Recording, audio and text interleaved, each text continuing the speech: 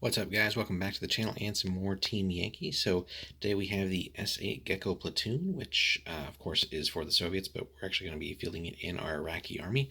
But it gives you some really very solid anti-air ability. So we're going to get this open for you guys, sort it out. We'll take a look at the card and everything, and we'll be right back.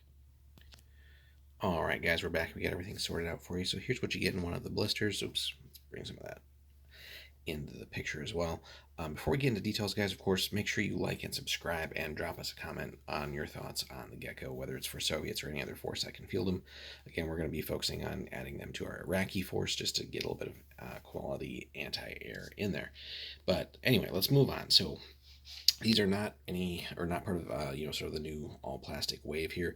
So you get basically 2 in these box sets. 4 is the max, I believe, in the Platoon. We'll cover that in just a second when we get to the card. But this is this is essentially an armored car, right? In that sense, it's not a true well, certainly not a tank, but it's not an armored vehicle, is what we're trying to say. We only have the tank save there, but it is amphibious, which is cool, and we'll take a look at all that stuff in a minute. But this is just a big old chunk of resin, so really be interesting to see one of these in real life or some video on it. It's just massive. So I think if we had a tank handy, it'd probably be a little bit longer than the tank actually. So these things must just be absolutely giant, big old boats essentially. But anyway, still really good detail, as is of course expected. Not too much in the way of cleanup that I think we'll need to do here. Thankfully, it looks like the wheel fitting areas here are actually properly cut and all that. And then the turret for this thing, which houses, of course, the missiles, is just a big old beast in and of itself here. So you got the radar units and everything, and then we'll add the missile racks and stuff onto that. So really cool stuff here. So if we get that back in there and kind of get a close-up for you guys. So those should look really fun when they're painted up, and we'll probably pick up a second one here at some point just to kind of have the maximum size unit or platoon that we can of those. And again, all of our metal components here. So again, these are 6-wheelers, so we have 12 total there, and then some various radar components, and of course the missile racks as well. So it looks like they're basically in reality sporting like 6 per vehicle. So moving on to the card here. So SA-8 Gecko Platoon, unarmored tank unit, amphibious thermal imaging. So courage 4, skill 5, morale, rally 3 up. Can't really assault or counterattack, and is hit on 3. So again, not the greatest defensively, and only a mere tank save of 5+. So if you're taking incoming fire from these guys, you need a hope and a prayer basically to get that 5 up.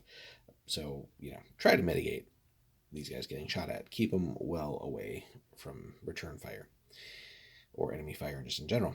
Anyway, movement wise, not the greatest here. I mean, typical like 10-inch or so tactical. The road dash is pretty spicy though. Again, being a wheeled vehicle.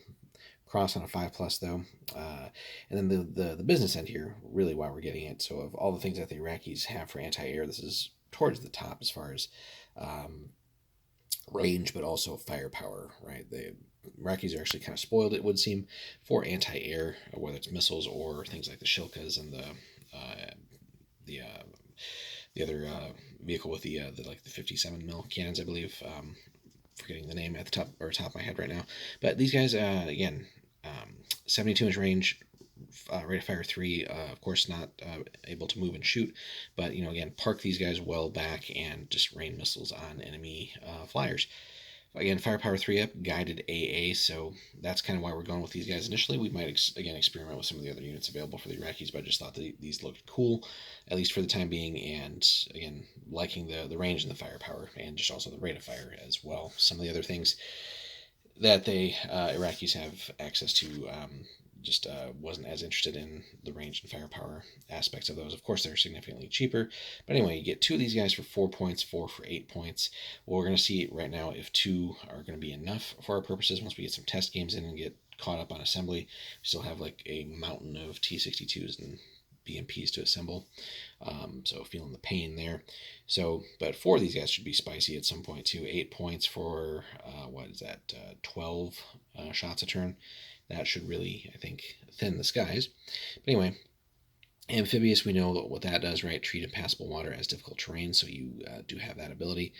Guided AA, so no hit penalty for range over 16, which again, with 72-inch range, that's great because you will hopefully be able to make some very long range shots. So the enemy really can't hide their air assets from you. Thermal imaging, we know that as well, and then unarmored, right? So you cannot charge into contact. And frankly, if it's to the point where enemy infantry or whatever is making contact with you, I would imagine things have gone very bad in the game, so you might need to just pack it up there and concede. But anyway, overall, seems like a cool vehicle. Again, just the look of it is just so wonky, and just for what it is, it's just a big old chunk of resin. So this is going to be really interesting once these are put together and just see how they do on the battlefield. But anyway, guys, for you who play Soviets or any other faction that has access to these and the other various flavors of anti-air, let us know in the comments, please, what your experiences have been so far fielding them. Do you prefer any of the other choices, whether they're cheaper or just give you other benefits? Let us know in the comments, guys. Look forward to hearing from you. Thanks so much for hanging out again. Don't forget to like and subscribe. We'll see you in the next one.